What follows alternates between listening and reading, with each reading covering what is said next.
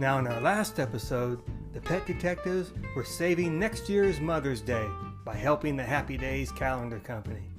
While little Thomas and Ruger, well, they were spending Mother's Day with their mom after she entered them in the local catfishing tournament. Now the pet detectives are back home, and the phone, well, it's ringing off the wall, with new customers calling in from all over the world. Now they had a call come in from Alaska, where the state wildlife rangers said that they were experiencing a shortage of salmon on the Great Salmon River, which is a huge tourist attraction. Also, there were no bears here either.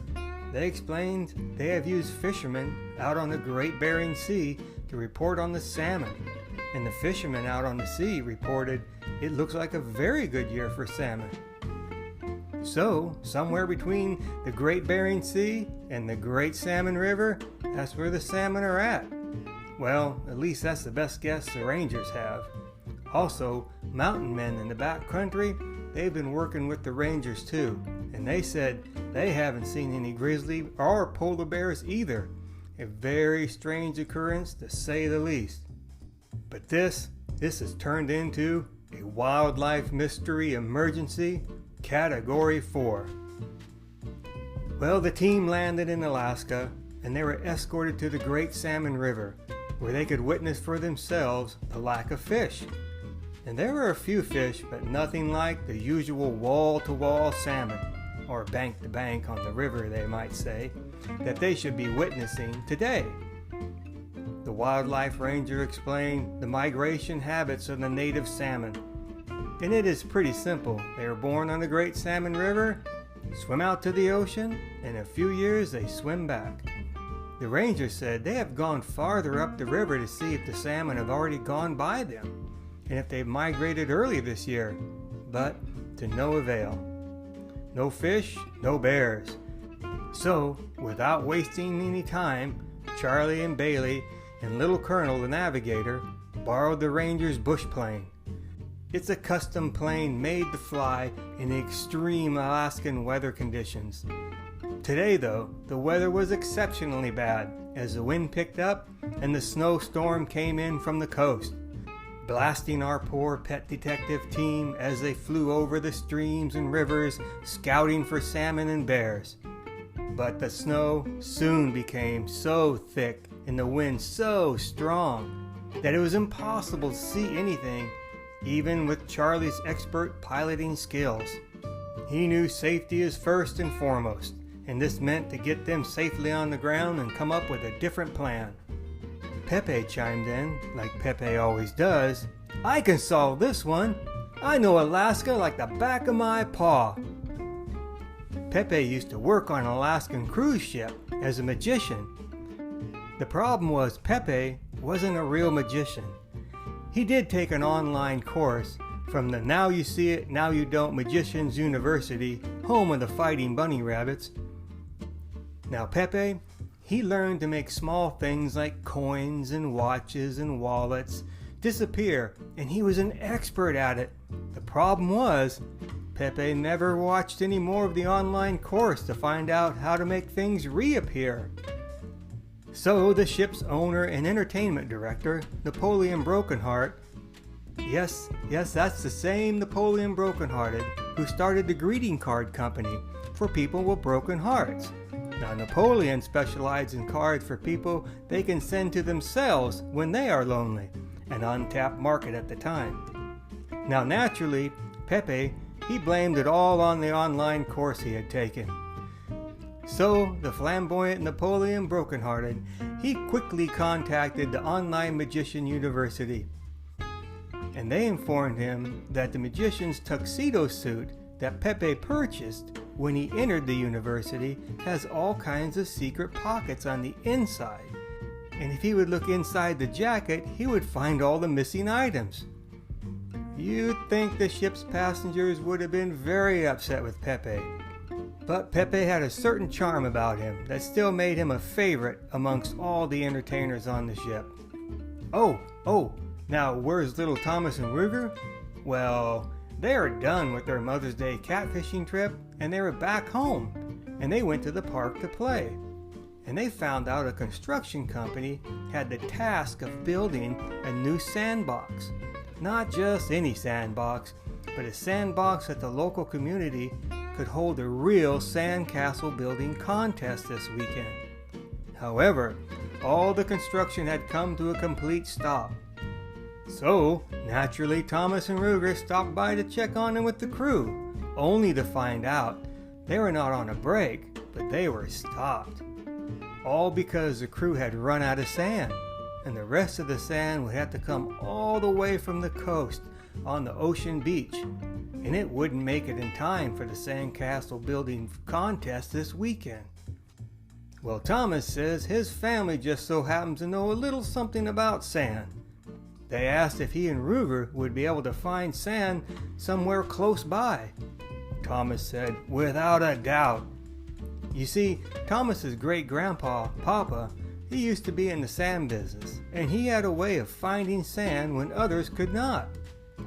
Part of the trick, Thomas explained to Ruger, is to be able to read the landscape and imagine where creeks and rivers used to be. That's where the sand is. Thomas told Ruger that old dry creeks and beds and rivers around here, they all have one type of moss in them that only trained dogs can find. Ruger said, "Ah, now I see what you mean." So Thomas took out some moss of a creek that's still flowing, and he blindfolded Ruger so he could concentrate on sniffing out just the moss. Thomas had already studied some of his great-grandpa's maps and the places he had circled to check out. Thomas's papa wasn't good at finding anything else, but he could find sand. So Thomas followed Ruger on the backhoe as Ruger sniffed here and there with no luck. But the next morning, Thomas said he had spotted another spot on the map, and they went there first thing. Ruger started along, and then he stopped, and he said, "Dig here." Now Ruger is a licensed backhoe and loader operator, but he thought this is a great opportunity to let little Thomas get some time in the saddle and learn how to run this backhoe. Well, with Ruger's professional coaching, of course. Thomas dug down through the dirt and the topsoil for about 10 feet, and then, bam, he hit pay dirt, or pay sand, that is. So Thomas, he radioed the construction company for dump trucks, and they were on their way. Ruger, he's a very fast loader operator, so he was on it, and the sand was filling up in the sandcastle lot in no time. The construction company was so thankful for little Thomas and Ruger's help, they came up with an unusual and thoughtful way of thanking them for saving the day in the sandcastle competition. Sand sculptures of Thomas and Ruger. Good job, Thomas and Ruger. Meanwhile, back in Alaska. Now Isaac and Samuel, the twin red foxes, were talking with the salmon that made it up the Great Salmon River. The salmon shared with them that salmon are huge sports fans. They are very fond of cricket, and do have to admit it is an acquired taste. And this year, both the local grizzly bears and the Russian polar bears have made it into the Arctic Circle cricket playoffs. Now one would have thought the salmon would have been more partial to the aquatic events such as water polo or ice water kayaking, but who would have ever guessed that the native Alaskan king salmon had such discerning taste when it comes to sporting events. It sure has caught this young sports reporter by surprise, to say the least. So instead of the polar and grizzly bears heading down south to the Great Salmon River, they were heading north to the frozen barren tundra of the Arctic Circle. Now the Arctic cricket fields are not known for their well-groomed, lush green facilities that we are used to seeing. No sirree. These are known as the wild and woolly cricket fields on the icy shores of the Barrow, Alaska, that overlook the Arctic Ocean. And this location just so happens to give our cricket-loving king salmon an excellent seating for all. Now the polar bears are Russian and have a long, rich history in the game of cricket, and they are called the Siberian tigers. Yes, polar bears would have been the obvious choice, But the Tigers mascot gave them a splash of color that they so desperately needed, or they just would have blended into the snow.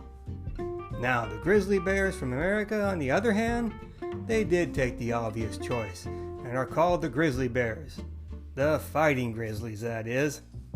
Now with the cricket fields ready, the Alaskan king salmon and the Arctic Ocean cheering on their favorite teams, all that is left now is the umpires and referees for the highly anticipated match.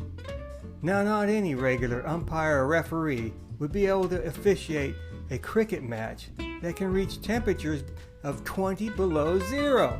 Brr! That's why it's performed by snowmen. It just so happens that snowmen are employed as seasonal workers during Christmas time in the rest of the world, and the rest of the year they fill in as Arctic cricket referees, snowplow mechanics, Arctic school crossing guards, driving the Zamboni during ice hockey games. Now snowmen are longtime cricket fans, and they bring their whole families with them.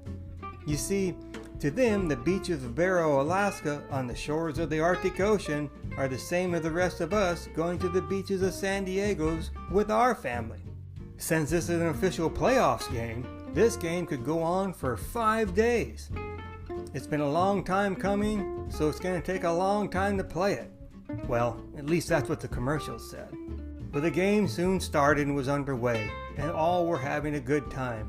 Now meanwhile, back down in the south, the Alaskan Park Rangers and the Alaskan Tourism Board were all in a panic. The pet detective said, "But we have found where the bears and the salmon are located, and they're all fine. They'll just be down here after the cricket tournament." Yes, the park rangers answered, but all these people have come from all over the world to see the grand spectacle of the millions of king salmon swimming up the stream with the bears fishing from the rocks and the shoreline. So our pet detective team put their heads together to see if they could come up with a solution.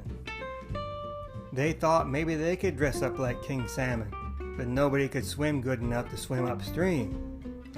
So round and round they went, until Charlie could see out in the bay, he could see Napoleon Brokenheart's cruise ship.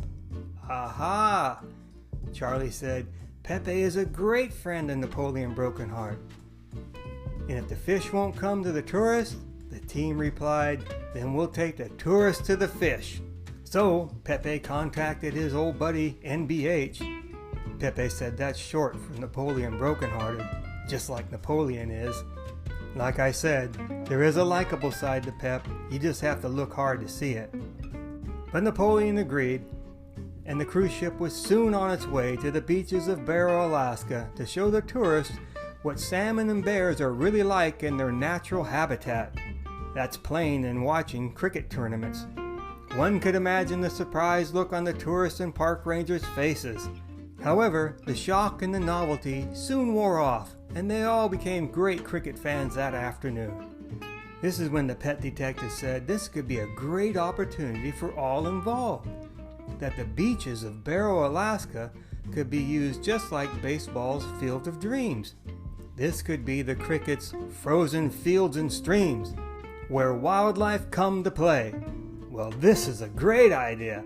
People can watch bears in a cricket match, and then after that, they can watch the salmon swim up the Great Salmon River afterwards. Not to mention Napoleon Brokenheart's increased business. Now the weather is quickly changing for the worst. For the pet detective team, that is, not for the salmon and the bears. So our team bid their goodbyes to their newfound friends and headed back home before they were snowed in. Another mystery solved by the pet detective team. Now Charlie just wants to remind everybody, hit that like and subscribe button. And Little Colonel says ring that notification bell. Be sure and share this with your friends. And leave him a little note. Send him a little comment. He likes a good debate. And we'll see you next time on the Adventures of the Pet Detectives.